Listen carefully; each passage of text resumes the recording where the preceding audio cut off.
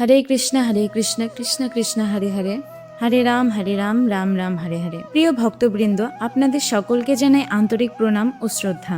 আজকের এই অত্যন্ত পবিত্র ও মঙ্গলময় ভিডিওতে আমরা আলোচনা করতে চলেছি এক অসাধারণ গুরুত্বপূর্ণ বিষয় নিয়ে।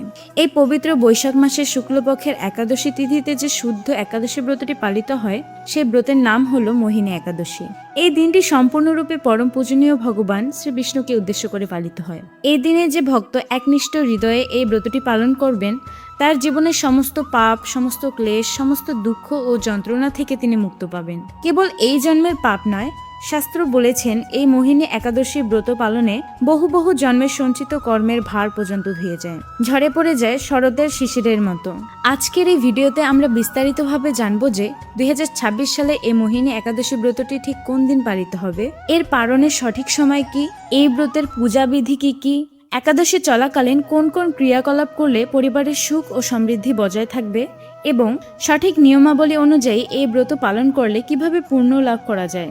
বিশেষভাবে আজকের এই মোহিনী একাদশীর দিনে অন্তত একবার হলেও এই পবিত্র ব্রত কথাটি শ্রবণ করবেন, কারণ শাস্ত্র বলেছেন কেবল এই ব্রত কথা শুনলেই 1000টি গরুদান করার পূর্ণ ফল এবং সমগ্র দেশের সমস্ত তীর্থস্থান ভ্রমণ করার চেয়েও বেশি পুণ্য লাভ হয়। তাই আমি অনুরোধ করছি এই ভিডিওটি আপনারা শুরু থেকে শেষ পর্যন্ত অত্যন্ত ভক্তি ও মনোযোগ সহকারে শ্রবণ করবেন, মাঝপথে ছেড়ে দিবেন না, কারণ এই ব্রতকথার প্রতিটি বাক্য, প্রতিটি শব্দ আপনার আত্মার গভীরে গিয়ে স্পর্শ করবে, আপনার হৃদয়কে পবিত্র করবে, আপনার জীবনের নতুন আলো এনে দিবে।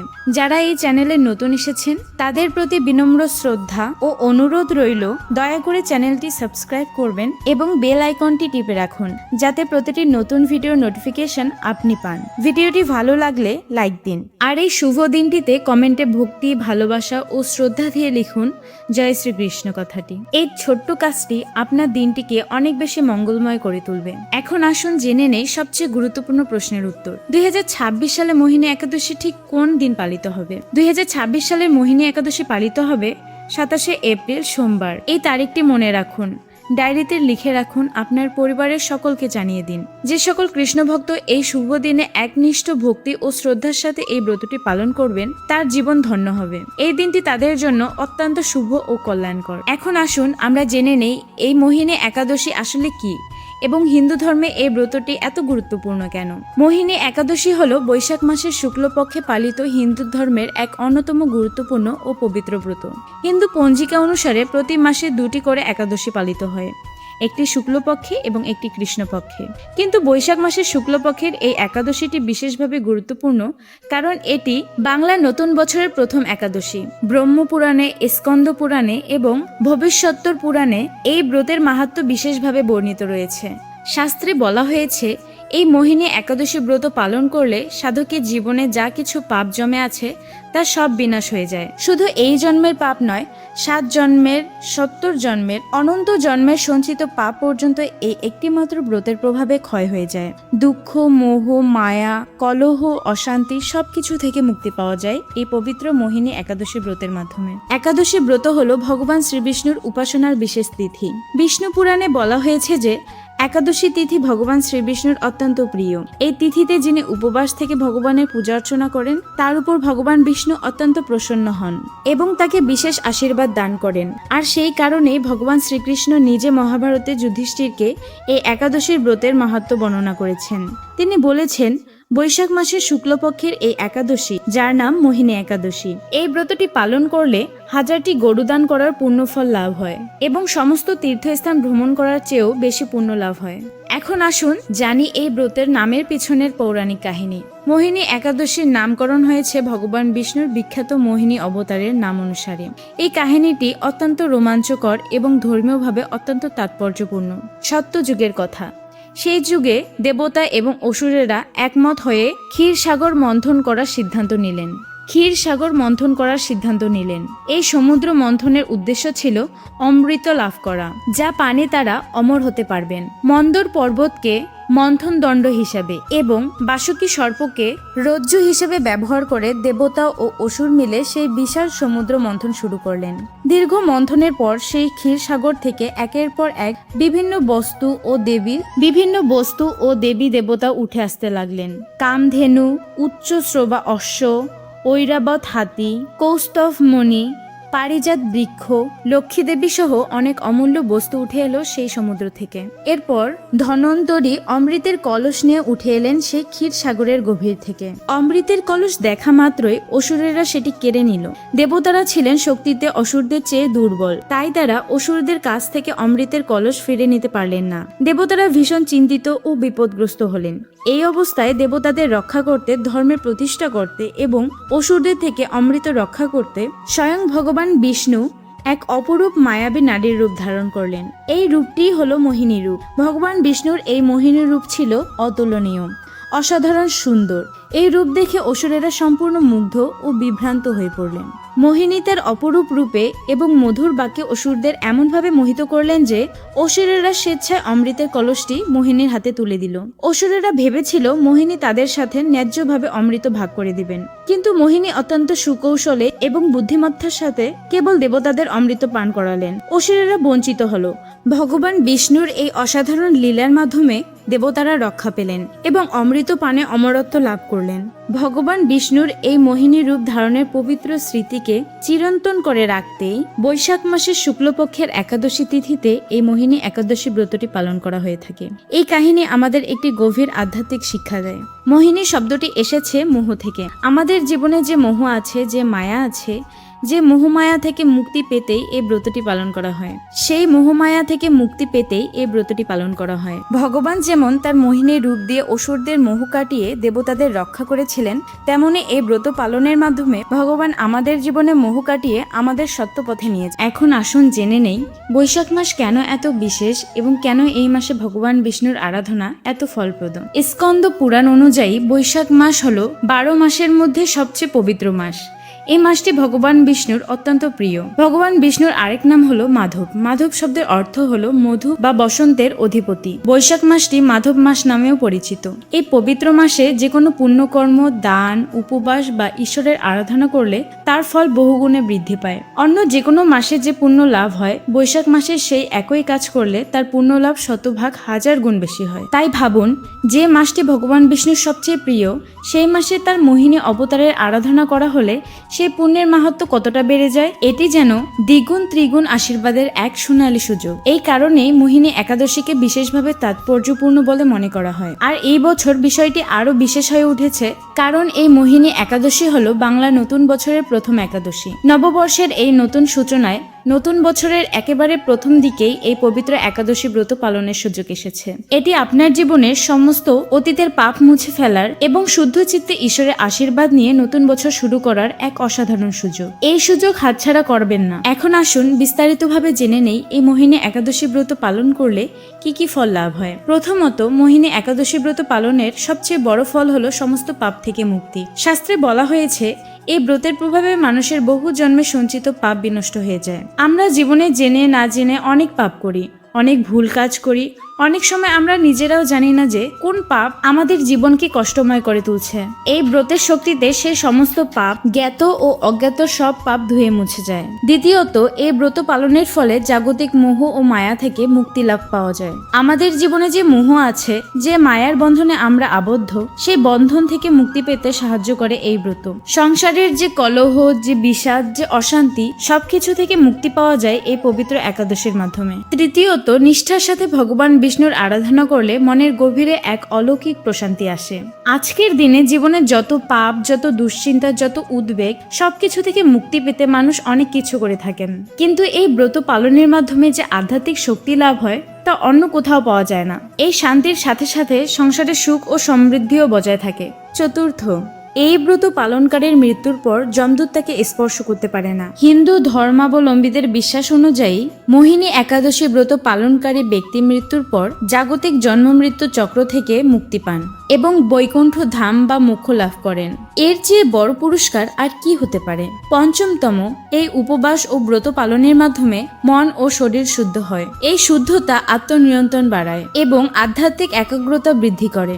যারা নিয়মিত একাদশী পালন করেন তাদের মানসিক শক্তি, ইচ্ছা শক্তি এবং সংকল্প শক্তি অন্যদের তুলনায় অনেক বেশি শক্তিশালী হয়। ষষ্ঠত, এই বিশেষ একাদশী শ্রবণ করার ফল সম্পর্কে শাস্ত্রে বলা হয়েছে যে শুধুমাত্র এই মোহিনী একাদশীর ব্রতকথা শ্রবণ করলেই সহস্র গোদানের পুণ্য লাভ হয়। গরু দান হলো হিন্দু ধর্মের সর্বশ্রেষ্ঠ দানগুলোর একটি। তাই অনুমান করুন এই ব্রতকথা শ্রবণ ও ব্রত পালনের মাধ্যমে কি অসীম পুণ্য অর্জন সম্ভব।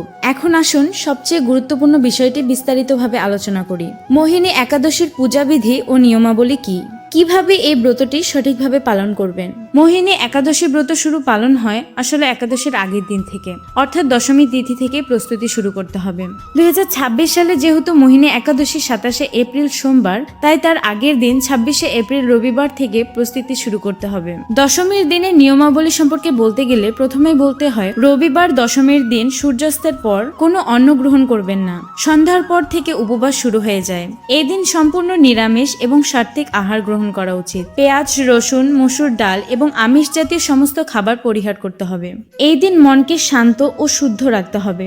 রাগ, ঘৃণা, হিংসা, লোভ থেকে দূরে থাকতে হবে। যতটা সম্ভব ভগবানের নাম জপ করবেন, মনকে পবিত্র রাখবেন। একটি বিষয় মনে রাখবেন, একাদশীর দিন গাছ থেকে তুলসী পাতা ছেঁড়া সম্পূর্ণ নিষিদ্ধ। শুধু তাই নয়, একাদশীর আগের দিন অর্থাৎ দশমীতেও তুলসী গাছ স্পর্শ করা অনুচিত। তাই যেহেতু একাদশী সোমবার, আপনাকে শনিবারের মধ্যে তুলসী পাতা সংগ্রহ করে রাখতে হবে। শনিবার তুলসী পাতা গাছ থেকে তুলে পরিষ্কার করে জলে ভিজিয়ে রাখুন। এই তুলসী পাতা পরের দিন একাদশীতে পূজায় ব্যবহার করবেন। এখন আসুন মূল একাদশীর দিনের নিয়মাবলী জেনে নেই। 27শে এপ্রিল সোমবার সকালে অর্থাৎ ব্রহ্ম মুহূর্তে সূর্যোদয়ের প্রায় 1.5 থেকে 2 ঘন্টা আগে ঘুম থেকে উঠতে হবে। এই সময়টি অত্যন্ত পবিত্র। এই সময় যে ব্যক্তি জেগে ঈশ্বরের নাম জপ করেন তিনি বিশেষ আশীর্বাদ লাভ করেন। ঘুম থেকে উঠে প্রথমে পৃথিবীকে প্রণাম করুন। মাটিতে পা রাখার আগে মনকে বলুন, হে পৃথিবী মাতা, আমার পদস্পর্শে তুমি কষ্ট পাচ্ছ, আমাকে ক্ষমা করো। এরপর শৌচাদি সম্পূর্ণ করে স্নানের প্রস্তুতি নিন। স্নানের জলে সামান্য গঙ্গা জল মিশিয়ে নিন। যদি গঙ্গা জল না পাওয়া যায় তাহলে বিশুদ্ধ জলে স্নান করুন। স্নান করার সময় মনে মনে ভগবান বিষ্ণুর নাম জপ করুন। স্নান করতে করতে ভাবুন আপনার সমস্ত পাপ, সমস্ত অশুদ্ধতা ধুয়ে যাচ্ছে এবং আপনি পবিত্র হচ্ছেন। স্নানের পর পরিষ্কার বস্ত্র পরিধান করুন।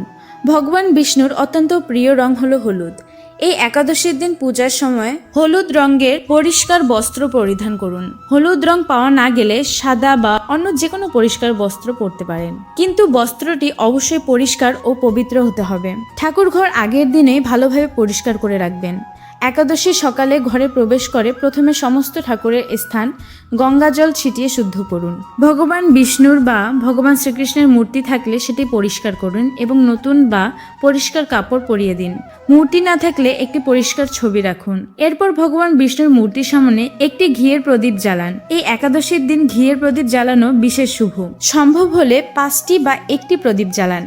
সাথে ধূপ জ্বালান। ধূপের সুগন্ধ পরিবেশকে পবিত্র করে এবং ভগবানের আরাধনার অনুকূল পরিবেশ তৈরি করে। এরপর ভগবান বিষ্ণুকে হলুদ চন্দনের তিলক পরিয়ে দিন। হলুদ চন্দন বানাতে চাইলে চন্দনের সাথে সামান্য হলুদ মিশিয়ে নিন। ভগবানের মূর্তির কপালে এই তিলক লাগিয়ে দিন। এরপর পূজার উপকরণ নিবেদন করুন। পূজার উপকরণ হিসেবে রাখুন হলুদ ফুল বা গাঁদা ফুল, বিভিন্ন মৌসুমী ফল, মিষ্টান্ন এবং পঞ্চামৃত। পঞ্চামৃত তৈরি হয় দুধ, দই, মধু, ঘি ও চিনি মিশিয়ে। এই পঞ্চামৃত দিয়ে ভগবানের মূর্তি স্নান করান এবং তারপর পূজায় নিবেদন করুন। তুলসী পাতা শ্রী বিষ্ণুর সবচেয়ে গুরুত্বপূর্ণ উপকরণ। তুলসী পাতা ছাড়া বিষ্ণুর পূজা সম্পূর্ণ হয় না বলে শাস্ত্রে বলা হয়েছে। তাই আগের দিন সংগ্রহ করে রাখা তুলসী পাতা ভগবানের পায়ে অর্পণ করুন। এরপর ভগবান বিষ্ণুর মূল মন্ত্র জপ করুন। মন্ত্রটি হলো ওম নমো ভগবতে বাসুদেবায় নমঃ। এই মন্ত্রটি 108 বার জপ করুন। হাতে একটি তুলসী মালা রাখুন এবং সেই মালায় দানা গুনে মন্ত্র জপ করুন। 108 বার জপ করলে একটি মালা সম্পূর্ণ হবে। যদি সম্ভব হয় তাহলে 3টি মালা অর্থাৎ 324 বার জপ করুন। এই মন্ত্র জপের সময় মনকে সম্পূর্ণ ভগবানের নিবদ্ধ রাখুন। যদি মন অন্যদিকে যায় তাহলে আস্তে করে মনকে ফিরিয়ে আনুন। এছাড়াও বিষ্ণু সহস্রনাম পাঠ করুন। বিষ্ণু সহস্র নাম হলো ভগবান বিষ্ণুর 1000 নাম স্তোত্র। এটি পাঠ করা অত্যন্ত পুণ্যজন। পুরো সহস্র নাম পাঠ করতে না পারলে কমপক্ষে কিছু অংশ পাঠ করুন বা শুনুন। পূজার শেষে মোহিনী একাদশীর ব্রত কথা পাঠ করুন বা পরিবারের অন্য কোনো সদস্যকে পড়ে শোনান। এই ব্রত কথা শ্রবণ করা অত্যন্ত ফলদায়ক। পাঠ শেষে আরতি করুন। সুন্দর করে ঘণ্টা বাজিয়ে ভগবানের আরতি করুন। আরতি শেষে মূর্তির সামনে ষষ্ঠাঙ্গে প্রণাম করুন। নিজের এবং পরিবারের সকলের মঙ্গল কামনা করুন। সারাদিন ভগবানের নাম জপ করুন, হরে কৃষ্ণ মহামন্ত্র জপ করুন। সারাদিন সাত্ত্বিক ও পবিত্র জীবনযাপন করুন। রাগ করবেন না, কাউকে আঘাত করবেন না, মিথ্যা কথা বলবেন না। যতটা সম্ভব নীরব থাকুন এবং ভজন কীর্তন শুনুন। একাদশীর দিন সম্পূর্ণ নিরামিষ থাকুন। অনেকে এই দিন সম্পূর্ণ উপবাস রাখেন। কেউ শুধু ফলমূল খান, আবার কেউ জলও পান করেন না। যতটুকু সম্ভব তত কঠোরভাবে এই উপবাস পালন করুন। রাতে ঘুমানোর আগে পুনরায় ভগবানের সামনে বসে কিছুক্ষণ নাম জপ করুন। বিষ্ণু সহস্র নাম বা হরে কৃষ্ণ মহামন্ত্র জপ করে ঘুমাতে যান। ঘুমানোর আগে মনে মনে ভগবানকে প্রণাম করুন এবং তাকে ধন্যবাদ জানান এই পবিত্র দিনটি উপহার দেওয়ার জন্য। এখন আসুন জেনে নেই পারণ বা ব্রতভঙ্গ সম্পর্কে। এই বিষয়টি অত্যন্ত গুরুত্বপূর্ণ, কারণ সঠিক সময় পালন না করলে ব্রতের পূর্ণ ফল পাওয়া যায় না। একাদশীর পরের দিন অর্থাৎ দ্বাদশী তিথিতে পালন করতে হয়। 2026 সালের মোহিনী একাদশীর পালনের দিন হলো 28শে এপ্রিল মঙ্গলবার। এই দিন সকালে পারণের নির্ধারিত সময়ের মধ্যে ব্রত ভাঙতে হবে। পারণের সময় হলো 28শে এপ্রিল মঙ্গলবার সকাল 5টা থেকে 9টা 24 মিনিটের মধ্যে। এই সময়ের মধ্যে পারণ করতে হবে। পরের দিন পারণের দিন সকালে ঘুম থেকে উঠে স্নান করুন। তারপর পুনরায় ভগবান বিষ্ণুর পূজা করুন। পূজার শেষে নির্ধারিত সময়ের মধ্যে প্রথমে তুলসী পাতা মুখে দিয়ে ব্রত ভাঙুন। তারপর সাত্ত্বিক আহার গ্রহণ করুন। পারণের দিন পেঁয়াজ রসুন পরিহার করে নিরামিষ খাবার খান। পারণের দিন ব্রাহ্মণদের ভোজন করানো বা দান করা অত্যন্ত পুণ্যজনক।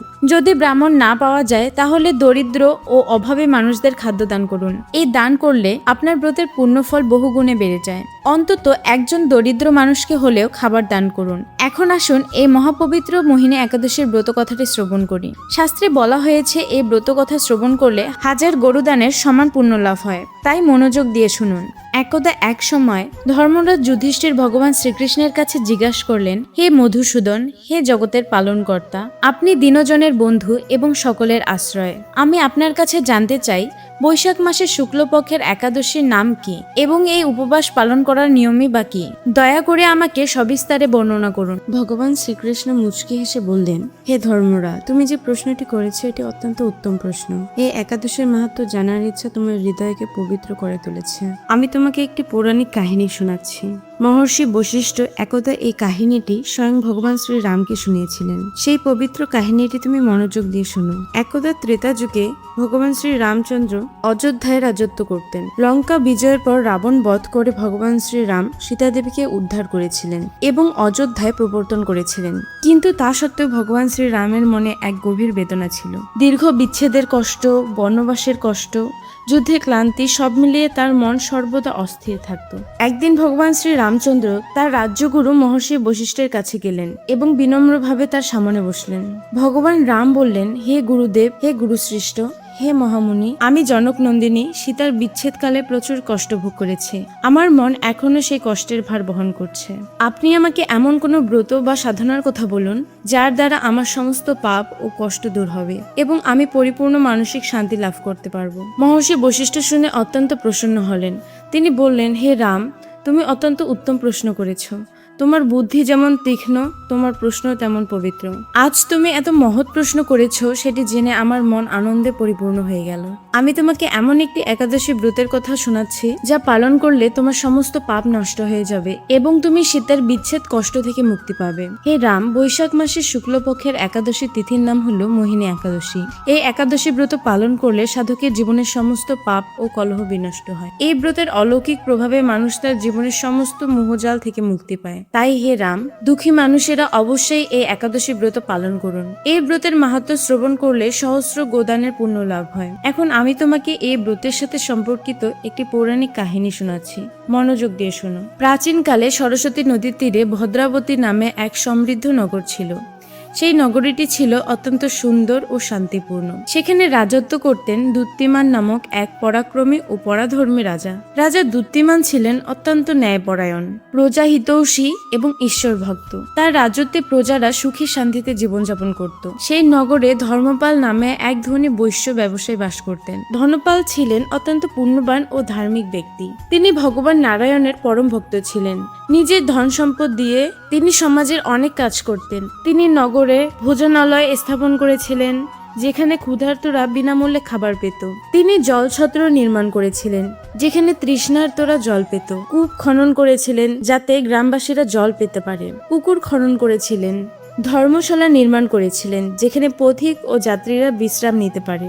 রাস্তাঘাট নির্মাণ করেছিলেন এবং ফলদ বৃক্ষ রোপণ করেছিলেন, যাতে পথিকরা ছায়া ও ফল পেত।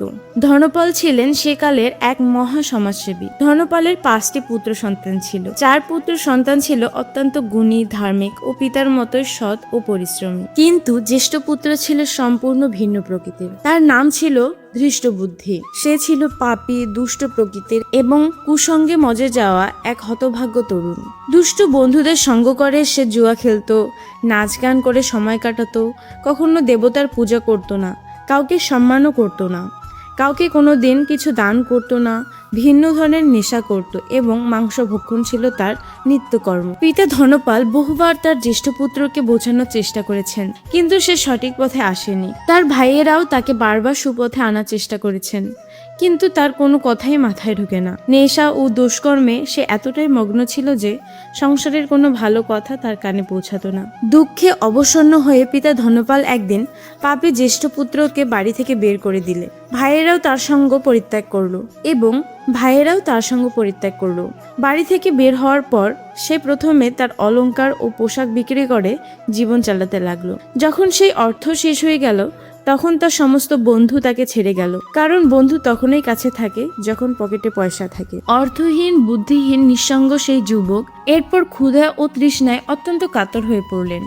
খাবারের জন্য বেঁচে থাকার জন্য সে চুরির পথ বেছে নিল।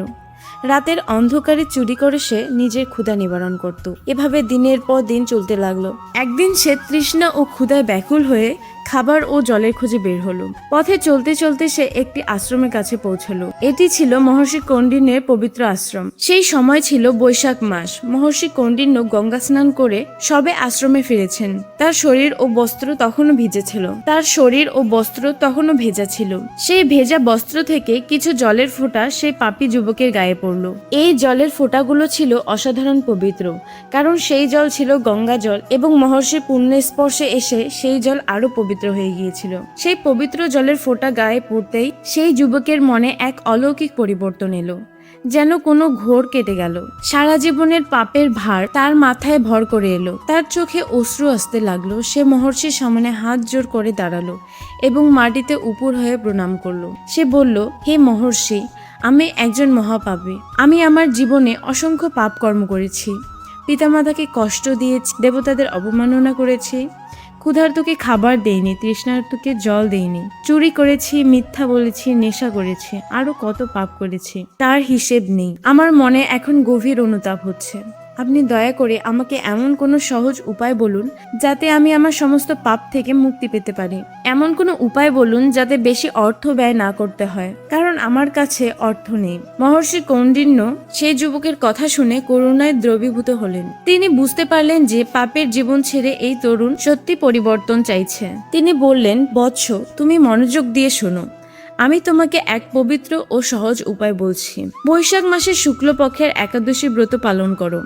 এই ব্রতের নাম মোহিনী একাদশী। এই পবিত্র ব্রত পালন করলে তোমার জীবনের সমস্ত পাপ বিনষ্ট হবে, তুমি পাপ মুক্ত হবে এবং তোমার জীবনে নতুন আলো আসবে। মহর্ষির কথা শুনে সেই যুবক অত্যন্ত আনন্দিত হলো। তার হৃদয় হালকা হয়ে গেল। সে বলল, আপনার কথা আমি অবশ্যই পালন করব।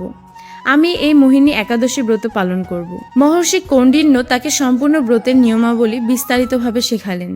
সেই যুবক মহর্ষির নির্দেশ অনুযায়ী একনিষ্ঠভাবে মোহিনী একাদশীর ব্রত পালন করতে লাগলো। সে অত্যন্ত ভক্তি ও শ্রদ্ধার সাথে উপবাস থেকে ভগবান বিষ্ণুর পূজা করলো, ব্রত কথা শ্রবণ করলো, সারাদিন ভগবানের নাম জপ করলো এবং পরের দিন যথাসময়ে পালন করলো। মহর্ষি বশিষ্ঠ ভগবান শ্রী রামচন্দ্রকে বললেন, হে রাম, এই মোহিনী একাদশী ব্রতের অলৌকিক প্রভাবে সেই পাপী যুবকের জীবনের সমস্ত পাপ বিনষ্ট হয়ে গেল। জন্ম জন্মান্তরের সঞ্চিত পাপের ভার মুহূর্তের মধ্যেই ঝরে পড়ে গেল। তার জীবন আমূল পরিবর্তন হয়ে গেল। জীবনের শেষে অর্থাৎ মৃত্যুর পর সে যুবক গরুর পাখির বাহনে আরোহণ করে সরাসরি বিষ্ণুলোকে গমন করলো। এই মহাপাপী যুবক যদি কেবল একটিমাত্র মোহিনী একাদশী ব্রত পালন করে বিষ্ণুলোক পেতে পারে, তাহলে যিনি নিয়মিত ভক্তি ও নিষ্ঠার সাথে এই ব্রত পালন করেন তার প্রতি ভগবানের কৃপা কতটা গভীর হবে তা কি তুমি বলার অপেক্ষা রাখো? হে রাম, এই সংসারে মোহিনী একাদশী ব্রতের চেয়ে উত্তম কোনো ব্রত নেই। এই ব্রতের মাহাত্ম্য শ্রবণ ও পাঠ করলে যে পুণ্য লাভ হয় তা সহস্র গোদানের পুণ্যের সমান। এই কথা শুনে ভগবান শ্রী রামচন্দ্র অত্যন্ত প্রসন্ন হলেন এবং গুরু বৈশিষ্ট্যকে সাষ্টাঙ্গে প্রণাম করলেন। তিনি বললেন, হে গুরুদেব, আপনার কৃপায় আমি আজ এই পবিত্র একাদশীর মাহাত্ম্য জানতে পারলাম। আমি অবশ্যই এই মোহিনী একাদশী ব্রত পালন করব। ভগবান শ্রীকৃষ্ণ যুধিষ্ঠিরকে বললেন, হে ধর্মরাজ, এই ছিল সে পবিত্র কাহিনী। মহর্ষি বশিষ্ঠ স্বয়ং ভগবান শ্রীরামকে যে মোহিনী একাদশীর মাহাত্ম্য শুনিয়েছিলেন, আমি সেই একই মাহাত্ম্য তোমাকে শোনালাম। যে ব্যক্তি এই মোহিনী একাদশী ব্রত পালন করবে এবং এই ব্রত কথা শ্রবণ করবে, সে নিশ্চিন্ত রূপে ভগবান শ্রী বিষ্ণুর কৃপা লাভ করবে এবং পরিশেষে মোক্ষ বা বৈকুণ্ঠ লাভ করবে। প্রিয় ভক্তবৃন্দ, এই ছিল পবিত্র মোহিনী একাদশীর ব্রত কথা। এই কাহিনী শুনে আপনাদের হৃদয় কি পবিত্র মনে হচ্ছে? এই কাহিনীর গভীরে লুকিয়ে আছে এক অসাধারণ সত্য। কোনো মানুষই সম্পূর্ণ পাপমুক্ত নয়। জীবনে কোনো না কোনো ভুল আমরা সকলেই করি। জেনে অথবা না জেনে পাপ সবারই হয়ে থাকে। কিন্তু সেই পাপের জন্য যদি কেউ সত্যিকার অনুশোচনা করে এবং ভগবানের দিকে ফিরে আসে, তাহলে ভগবান তাকে কখনো প্রত্যাখ্যান করেন না। ধৃষ্টবুদ্ধির কাহিনী আমাদের সেটিই শেখায়। ধৃষ্টবুদ্ধি একজন মহাপাপী ছিল, কিন্তু সে যখন অনুতপ্ত হলো এবং ব্রত পালন করলো, তখন ভগবান তাকে বৈকুণ্ঠ দিলেন। তাহলে আমরা যারা মোটামুটি সৎভাবে জীবন কাটাই, যারা ভগবানকে ভালোবাসি, যারা নিয়মিত পূজা করি, তারা যদি এই মোহিনী একাদশী ব্রত ভক্তির সাথে পালন করি, তাহলে ভগবান আমাদের কতটা কৃপা করবেন তা কি আর বলার অপেক্ষা রাখে? এই পবিত্র মোহিনী একাদশীতে আসুন আমরা সকলে মিলে এক হয়ে ভগবান শ্রী বিষ্ণুর পূজা করি, তার মোহিনী অবতারের লীলা স্মরণ করি। এই ব্রতের মাধ্যমে আমাদের জীবনের সমস্ত পাপ, সমস্ত দুঃখ থেকে মুক্তি লাভ হবে। 27 এপ্রিল 2026 সোমবার এই শুভ দিনে আপনারা সকলে মোহিনী একাদশী ব্রতটি ভক্তি নিষ্ঠার সাথে পালন করুন। এই ব্রতের শক্তিতে আপনাদের পরিবারের সুখ, শান্তি, সমৃদ্ধি এবং ঈশ্বরের অফুরন্ত কৃপা বজায় থাকুক। আপনাদের পরিবারের প্রতিটি সদস্য সুস্থ থাকুক, সুখী থাকুক। ভগবান শ্রীবিষ্ণুর আশীর্বাদ আপনাদের উপর সর্বদা বর্ষিত হোক। আর মনে রাখবেন, এই ব্রত কথা আপনার পরিবার ও বন্ধুদের সাথে শেয়ার করুন। আর অবশ্যই এই ব্রত কথা আপনার পরিবার ও বন্ধুদের সাথে শেয়ার করুন, কারণ এই পবিত্র কথা যত বেশি মানুষ শুনবে, তত বেশি মানুষ উপকৃত হবে। ভগবানের বাণী ছড়িয়ে দেওয়াও একটি পুণ্যের কাজ। তাই এই ভিডিওটি আপনার আত্মীয়, বন্ধু এবং পরিচিত সকল ভক্তদের সাথে অবশ্যই শেয়ার করুন। যারা এই চ্যানেলে নতুন এসেছেন, তাদের কাছে বিনম্র শ্রদ্ধা ও অনুরোধ রইল, চ্যানেলটি সাবস্ক্রাইব করুন এবং বেল আইকনটি টিপে রাখুন, যাতে প্রতিটি নতুন ভিডিও আপনি সবার আগে পান।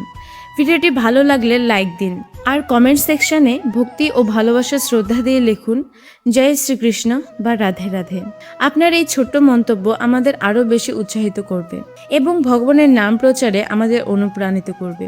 আপনারা সকলে সুস্থ থাকুন, সতর্ক থাকুন, ভগবানের কৃপায় সব সময় আনন্দে থাকুন। হরে কৃষ্ণ কৃষ্ণ কৃষ্ণ হরে হরে, হরে রাম রাম রাম হরে হরে। জয় শ্রীকৃষ্ণ, রাধে রাধে।